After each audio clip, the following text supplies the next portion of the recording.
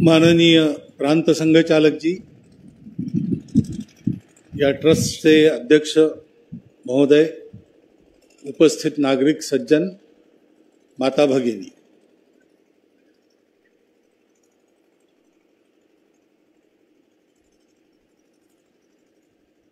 हिंदू जागरण का सुखद परिणाम, ऐसा गीत के ध्रुपद में कहा गया है।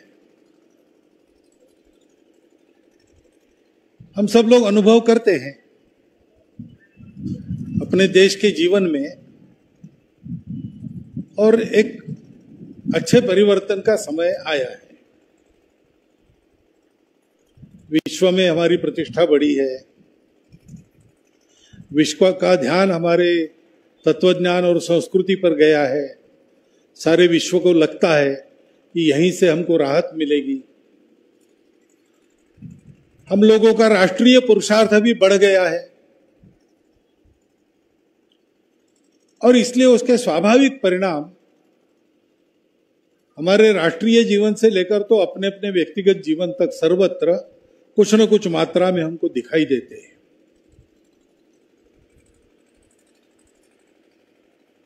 जैसे आज ये वास्तु बनी है जिसका उद्घाटन हुआ, तो बहुत से कार्यकर्ताओं ने परिश्रम किए, बहुत से कार्यकर्ताओं का योगदान है, और वो उसका परिणाम आज साकार सबके सामने है। तो सबके हृदय में इसका भी आनंद है। इस आनंद को अनुभव करने वाले हम सब हैं,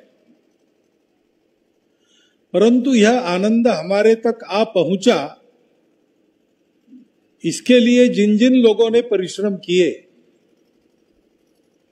वो सबके सब आज इस आनंद में सहभागी होने के लिए उपस्थित नहीं है। और ऐसा परिश्रम हुआ है, ये जिन्होंने देखा तक नहीं है वह भी इस आनंद के भागी है। तो आनंद तो सबके लिए है, लेकिन आनंद लाने वालों के परिश्रम को सबने नहीं देखा है। और इसलिए ऐसे आनंद के क्षणों में उनका स्मरण करना एक स्वाभाविक बात जैसे वैसे वो अत्यंत हितकारक बात है। कोई भी कार्य होता है तो उसके लिए परिश्रम करना पड़ता है, बिना परिश्रम के होता नहीं। कार्य संपन्न होने के बाद उसके लाभ तो सबको मिलते हैं, मिलने भी चाहिए, परंतु अगर वो ये ध्यान में रखे कि ये जो हो रहा है इसके पीछे तपस्या है, तो फिर वह वैभव, वह आनंद, वह सुविधा उनके जीवन में स्थिर हो जाती है।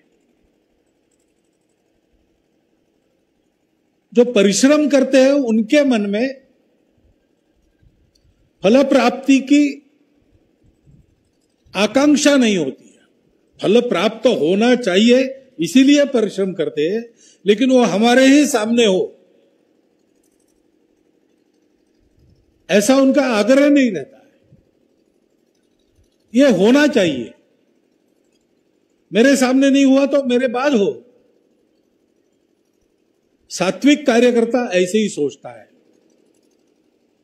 और इसलिए इस प्रकार फलाशा रहित होकर कर्म करने वालों की तपस्या अच्छे दिन लाती ही है। ऐसी तपस्या इसके पीछे है।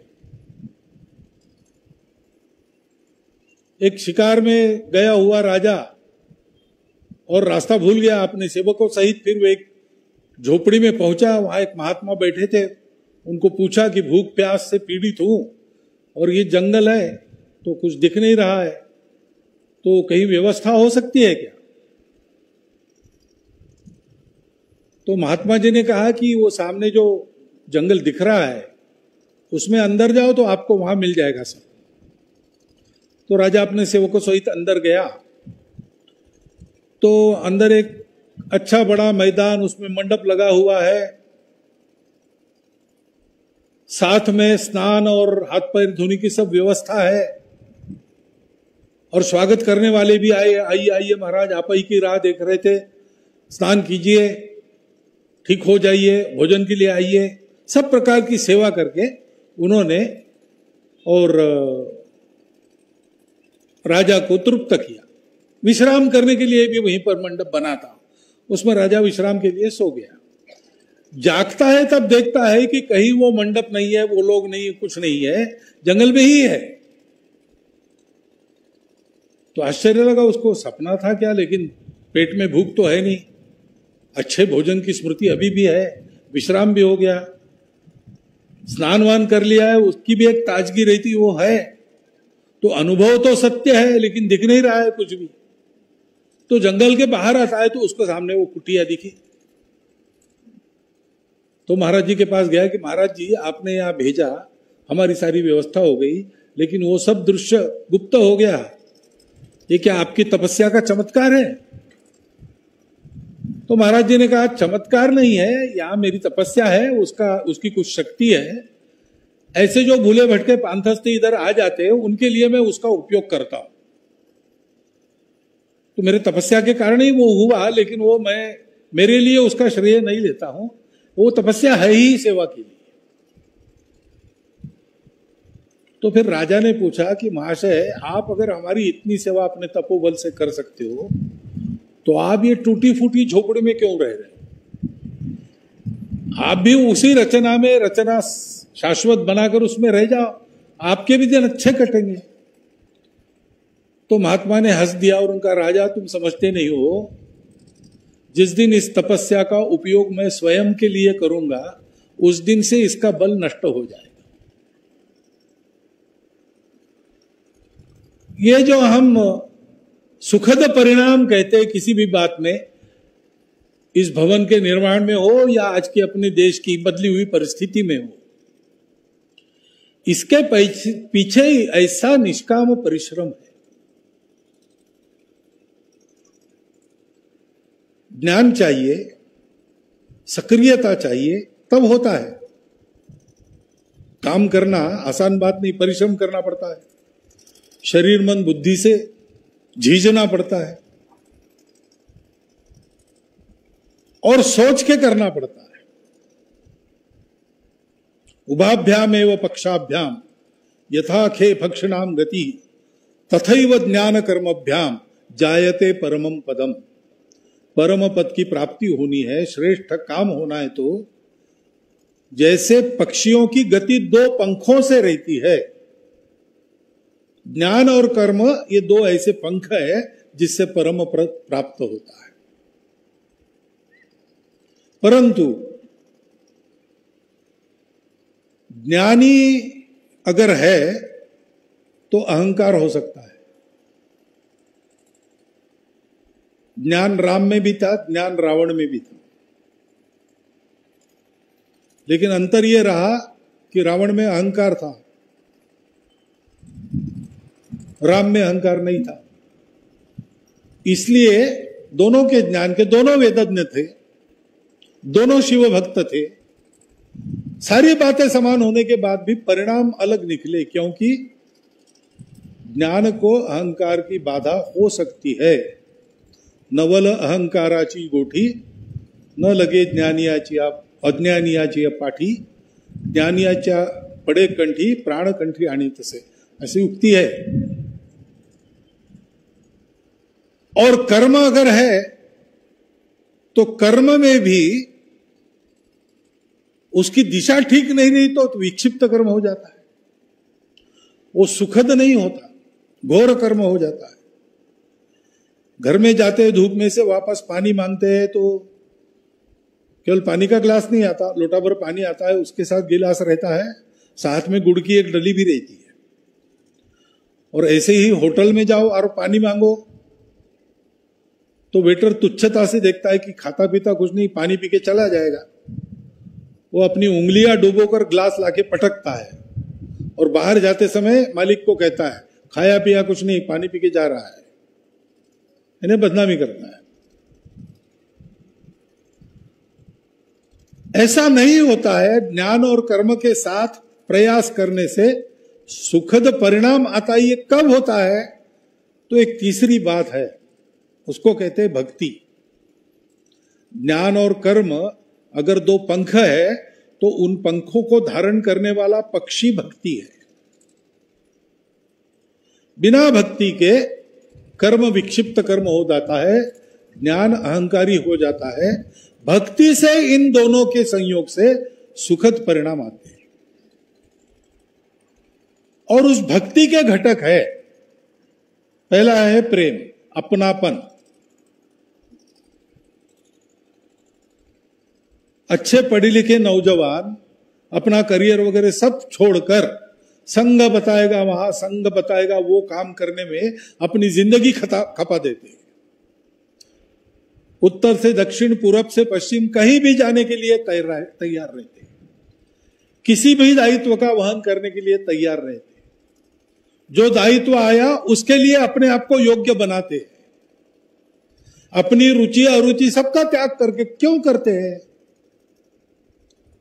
तो उनको लगता है कि ये अपना देश है, अपना समाज है, अपना राष्ट्र है, इसको ठीक रखना, ठीक करना ये अपना काम है और वो मेरा पहला काम है। मनुष्य के नाते अपने लिए जीऊं तो पशु का जीवन होगा, अपनों के लिए जीऊं तो मनुष्य का जीवन होगा।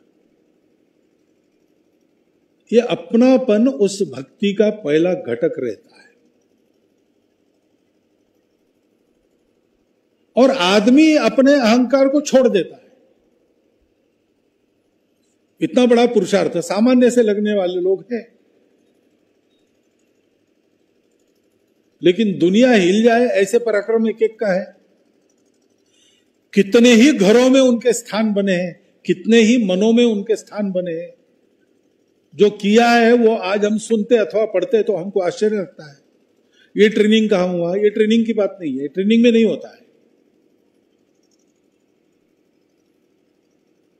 उस अपनेपन के कारण वो सदैव जुड़े रहते, अपना विचार ही नहीं रहता।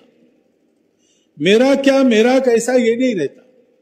सबका कैसे चल रहा है, सबका क्या ठीक है, सबका मैं क्या ठीक करूं। मुझे भोजन मिला नहीं मिला, सबका भोजन हुआ कि नहीं। मुझे विश्राम मिला कि नहीं मिला, सबका विश्राम ठीक हो रहा है कि नहीं। ऐसा चिंतन में स्वयं को छोड़कर सबका चिंतन, चिंता करी तो विश्वाची ऐसी स्थिति हो जाती है, दूसरा कुछ सूझता नहीं। ये जुड़ जाना, भक्त होना यानी जुड़ना। और इसके फलस्वरूप तीसरी बात भक्ति का घटक वो है कि अपना सब कुछ वो अर्पण कर देता है। दान नहीं करता, त्याग नहीं करता, वो छोड़ देता है।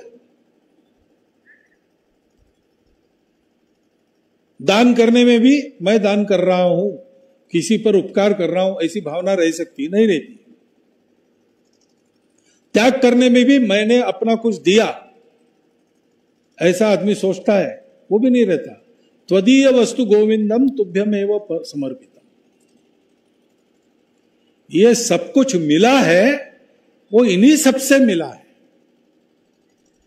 और जो मिला है वो वापस देना है, अच्छी तरह देना है। बिना कारण मिला है, मैंने कुछ किया नहीं, तब से मिला है, और इसलिए देते समय दाम दुगना वापस करना है।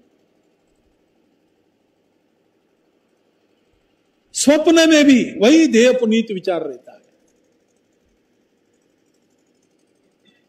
तो जो देना है, देने का अहंकार नहीं है, अपना दिया ऐसा भी नहीं है, एक स्वाभाविक बात है।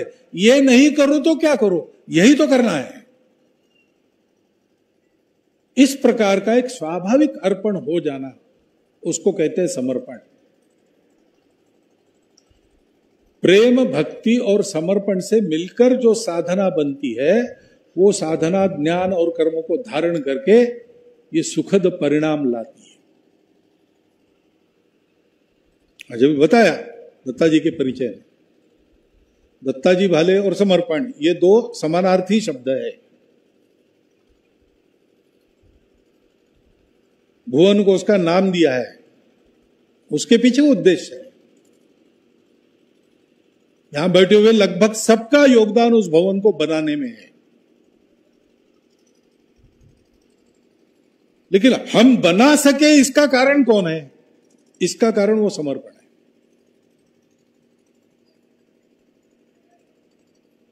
इसका कारण वो समर्पण है। मंदिर के लिए, राम मंदिर के लिए धन संग्रह हुआ, अपेक्षा नहीं थी लोगों की, हम संघ के लोग जानते थे, लेकिन बाकी जो लोग थे उनको लगता था इतना बड़ा धन कैसे आएगा।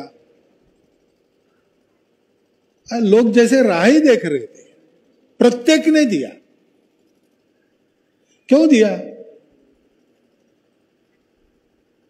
अभी के इस आंदोलन में 30 साल से लोगों ने संघर्ष किया, संघर्ष करके घर घर तक राम जन्मभूमि पर राम मंदिर बनना चाहिए ये आशा उत्पन्न की। वो इस आज के दशक में हमको इच्छा हो ऐसा सतत प्रयास 500 साल से जारी था, इसलिए हम इच्छा कर सके। वो इच्छा तपस्या से घर घर पहुंची, और इसलिए जब समाचार आया कि अब मंदिर बनेगा तो लोग तैयार थे। कभी ना कभी बनेगा इस आशा से जमा पूंजी करके रखी थी, वो भी दी लोगों ने।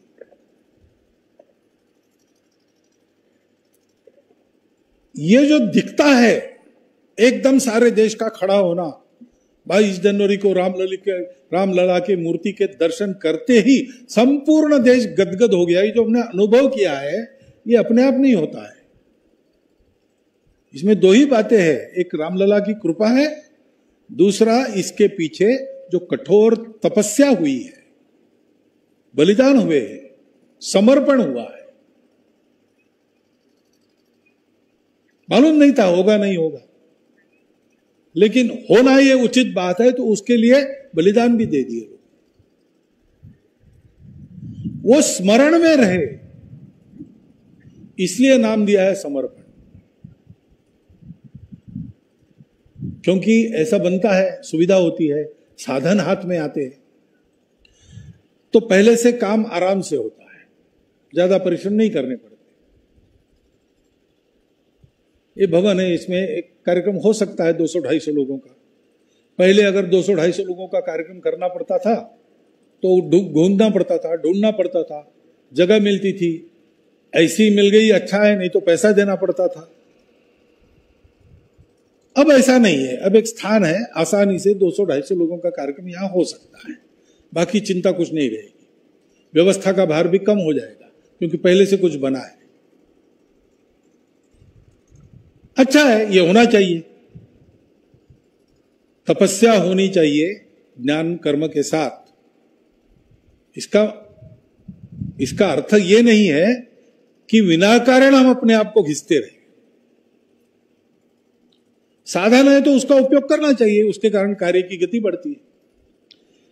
परंतु साधन के कारण कार्य की गति बढ़ती है और साधन आदत भी लगाता है अपनी।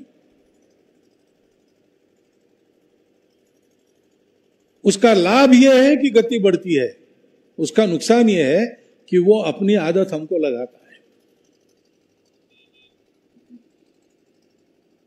पहले साइकिल और पैदल ऐसे जाना पड़ता था, हम सब लोगों का अनुभव है, अपनी दूर तक जाने की शारीरिक क्षमता बहुत अच्छी थी। अब हमको स्कूटर मोटर कार की आदत हो गई तो जब तक अपने स्वास्थ्य के लिए डरते नहीं तब तक हम वॉक नहीं करते, मरने के भय से ही चलते हैं, 2 किलोमीटर 6 किलोमीटर जितना चलना है। लेकिन पास में भी जाना है तो स्कूटर लेके जाते हैं।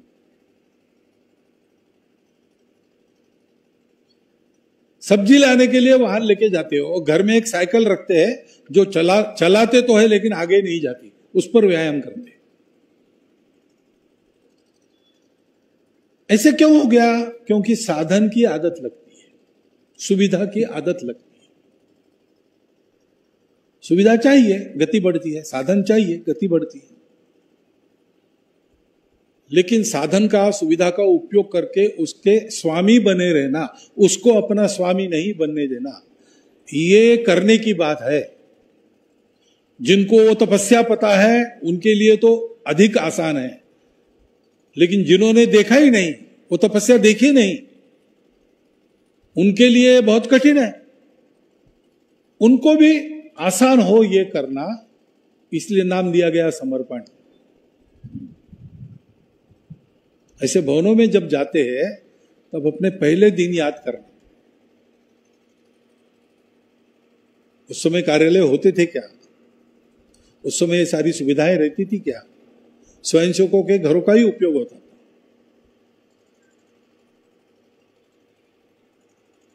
तो आज ये सुविधा बनी, इसका पूरा लाभ लेना अच्छी बात है, उसका आनंद है, लेकिन आनंद के समय में सावधान भी रहना।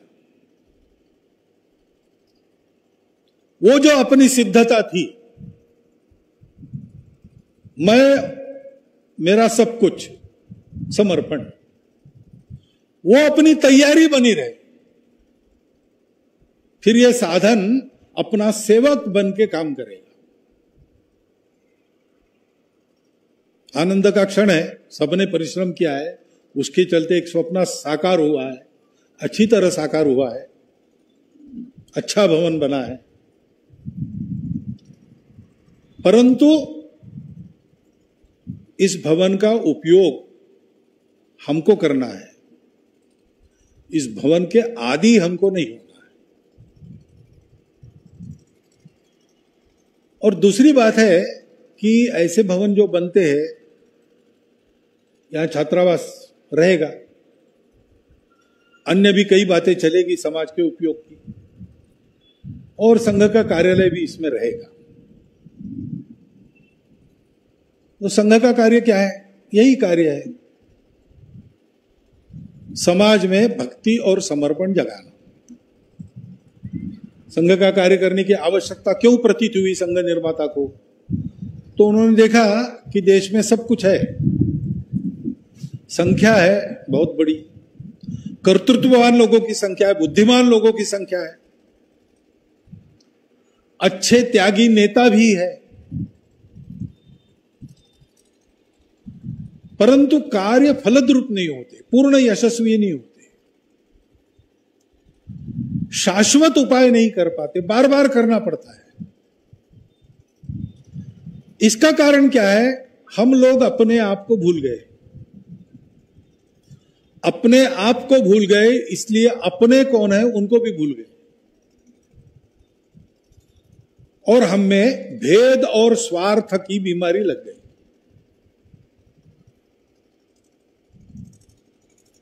भेद और स्वार्थ, इन बातों का इलाज क्या है? वैसे मनुष्यों में यह स्वाभाविक बात है। मैं जन्मता हूं तो ये अनुभव लेके, प्रतीति लेके जन्मता हूं कि मैं हूं और बाकी सब है। ये जन्मता मेरे मन में भेद बुद्धि है। मैं जन्म में पहला काम यही करता हूं, मुझे भूख लगी है इसलिए रोता हूं। घर में कोई मंगल प्रसंग हो तो भी रोता हूं, जब तक मुझे भूख है तब तक मैं रोता हूं। मेरी भूख तृप्त हुई होने के बाद आराम से सोता हूं। घर में क्या कठिनाई चल रही मुझे कुछ ख्याल नहीं रहता। जन्मतः स्वार्थ है, जन्मतः अहंकार है, उसके कारण भेद है। तो ये जो जन्म से स्वभाव से चिपके हुए दुर्गुण है, इसका इलाज क्या हो सकता है? इसका इलाज बहुत कठिन है, लेकिन वैसे आसान भी है। जहां प्रेम है, भक्ति है, वहां समर्पण अपने आप होता है। जहां अपनापन है वहां कोई भेद रहता नहीं, कोई भेद रहता नहीं। चलते होंगे दुनिया में भेद, जिसको अपनापन है वो किसी में भेद करता नहीं। हे विश्वची माझे घर, ऐशी जयाची मती स्थिर, किंबहुना चराचर आपणची झाला। ऐसा उस व्यक्ति के लिए या उस विषय के लिए जिसमें उसका अपनापन है, उसके लिए उतना हो जाता है। इस अपनेपन का विस्तार यही हमारे यहां जीवन का श्रेय माना गया है। जिसके अपनेपन का विस्तार जितना अधिक, उतना वो व्यक्ति अधिक वंदनीय है, ऐसा हमारे यहां मानते हैं। और स्वार्थ भी छूट जाता है। हम लोग बाद में भोजन करने वाले हैं। मैंने भोजन कर लिया तो आपका हो गया, ऐसा नहीं हो सकता। आपने किया तो मेरा हो गया, ऐसा नहीं हो सकता। हम सबको अपना अपना अलग खाना होता है। लेकिन घर में कभी कोई अच्छा पदार्थ बनता है और घर के सब लोग, बच्चे वगैरह पेट भर के खाते हैं, और वो मुख्य पदार्थ जो मिठाई बनी है वही समाप्त हो जाती है, बनाने वाली माँ के लिए कुछ नहीं रहता। तो कभी कभी कोई कहता, रे तुम्हारे लिए कुछ नहीं बचा, तो माँ कहती है, नहीं आप सबका पेट भर गया ना, मेरे पेट में आ गया। अब केवल बुद्धि से विचार कर तो संभव नहीं है भाई। हम सबने खा लिया तो आपके पेट में आ गया, ऐसा माँ के लिए भी संभव, लेकिन माँ को लगता नहीं ऐसा। माँ कहती है मैं तृप्त हो गई। ये क्यों होता है? क्योंकि वो आत्मीयता है, मातृ प्रेम है। माता पिता स्वयं फटे कपड़े पहनकर अपने विद्यालय में पढ़ने वाले बालकों के ड्रेस हर साल नए खरीदते हैं, ऐसा होता है, हम देखते हैं। तब स्वार्थ कहाँ जाता है?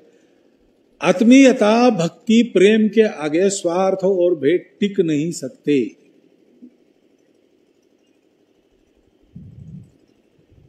तो जहां ऐसा काम चलता है, जिस बिल्डिंग का नाम समर्पण है,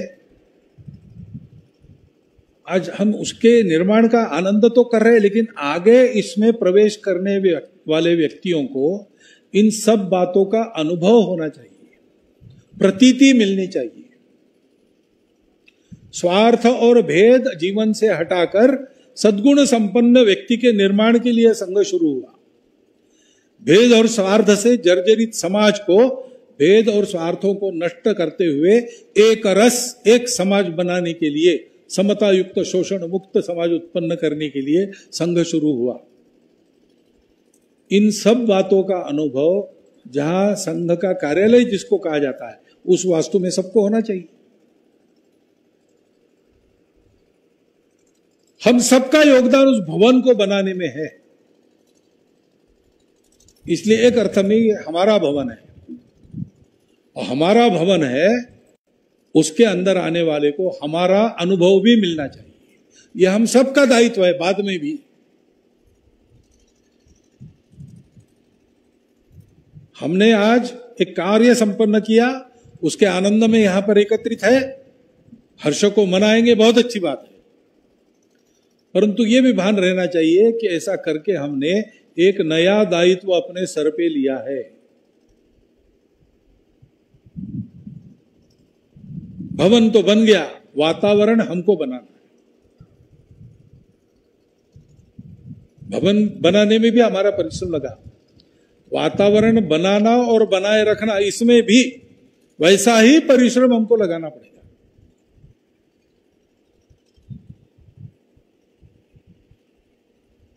क्योंकि सुख के क्षण, सुखदायक काल, ये तो प्रयास पूर्वक बनाए रखना पड़ता है। वैसे तो काल प्रवाह चलते रहता है। आप किसी बात को पकड़ के नहीं रहेंगे तो बह जाएगा। तो बदलते काल में कुछ बातों को स्थिर बनाना, ये हमको करना पड़ता है। अपने आनंद को स्थिर बनाना, अपने सुख को शाश्वत बनाना, उसकी बुनियाद यही है। उस अपनेपन का, उस समर्पण का, उस सदैव समाज की चिंता में अपने आप को रत रखने का, उसके कारण जीवन में निर्माण होने वाली पवित्रता, स्वच्छता, इसका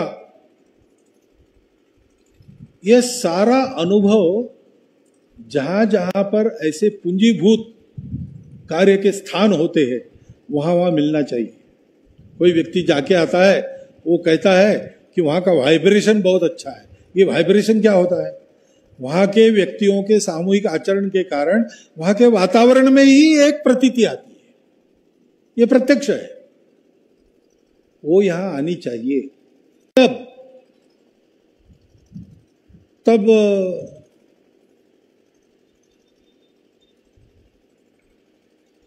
भयस्थान सहस्राणी हर्षस्थान शतानी च, ऐसा अनुभव नहीं आएगा। हर्षस्थान ही रहेंगे सब। उस हर्ष को बनाए रखने के लिए आवश्यक है मैं 8वीं में था तब हमको एक अंग्रेजी की किताब में लेसन था, कहानी थी। एक सुल्तान था, उसका एक दीवान था, अयाज उसका नाम था। वो बहुत ही राजा को भी प्रिय था, लोगों में भी प्रिय था, बहुत कर्तृत्व संपन्न था, बहुत विनम्र था, बहुत बुद्धिमान था, सब काम बहुत अच्छे से कर लेता था। तो उसका बहुत नाम था, राजा का भी बहुत प्रिय था। दैना हाथ, उसके बिना राजा का पत्ता नहीं हिलता था।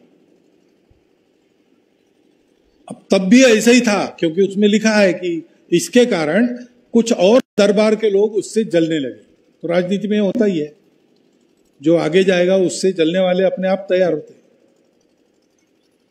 तो वो जलने वाले लोग राजा के पास गए और राजा को कहा कि आपका बड़ा भरोसा है इस पर, लेकिन ये दगाबाज आदमी है।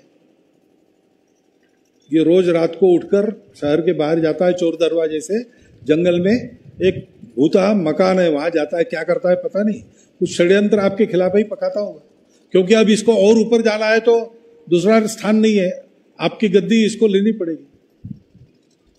राजा को पहले विश्वास नहीं हुआ, लेकिन प्रचार की ताकत होती है, तो बार बार प्रचार हो गया। तो राजा ने सोचा एक बार परख ही लूं। तो राजा उसके घर के पास छुप के बैठ गया, और जैसे ही वो रात को 12 बजे निकला, राजा सोचने लगा अरे सचमुच बाहर जा रहा है। चोर दरवाजे से बाहर जंगल में गया, उस भूता मकान में गया। राजा पीछा करता रहा, भूता मकान में गया नहीं, बाहर रुका। जैसे ही वो बाहर आया, राजा ने अपनी तलवार निकाल के उसके गले पे रख दी। बोल क्या कर रहा था, तुझे मरना ही है, बताकर मरना या बिना बताए मरना, तुम चुन। तो अयाज ने कहा महाराज इसमें बताना ना बताना क्या है, आप चलिए मेरे साथ, प्रत्यक्ष देख लीजिए, रोज आता हूं मैं यहां, आपको बताने लायक बात नहीं है।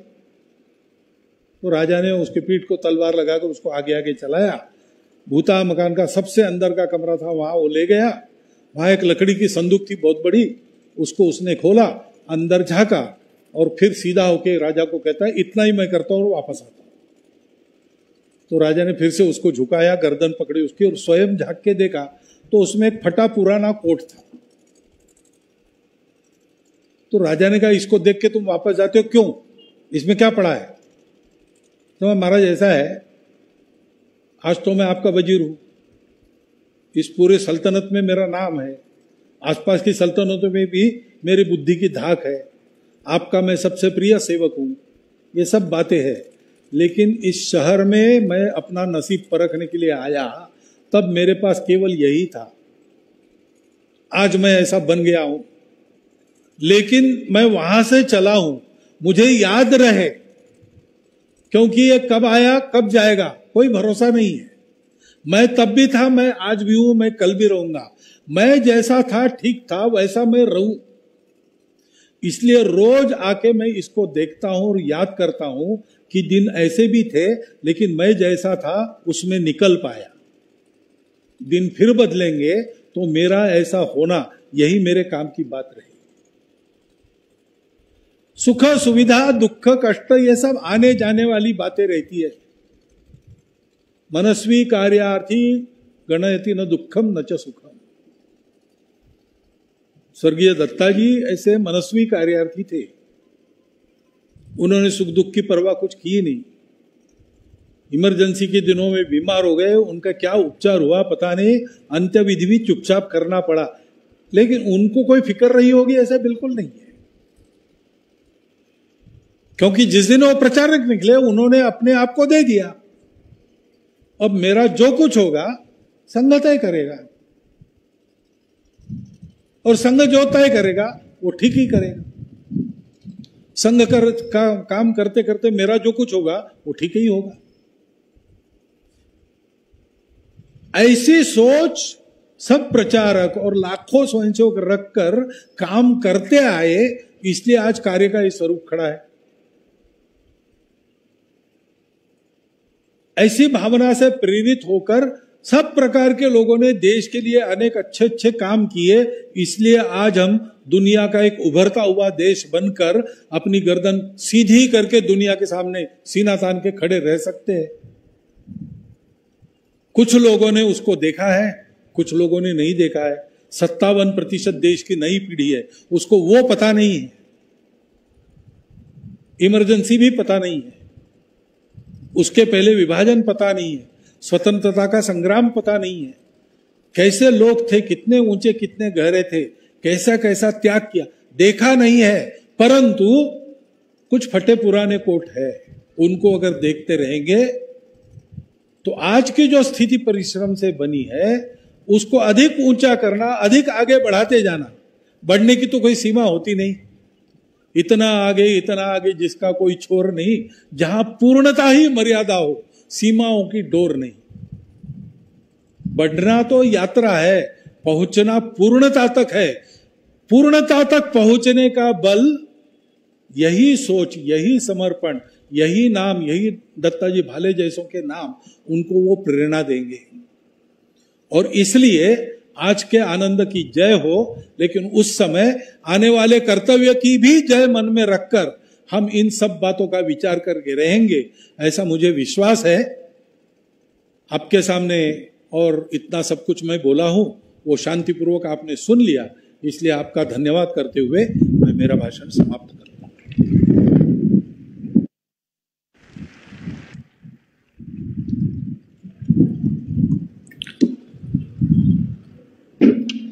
कल्याण मंत्र म्हणतोय, सर्वांनी सोबत म्हणूया।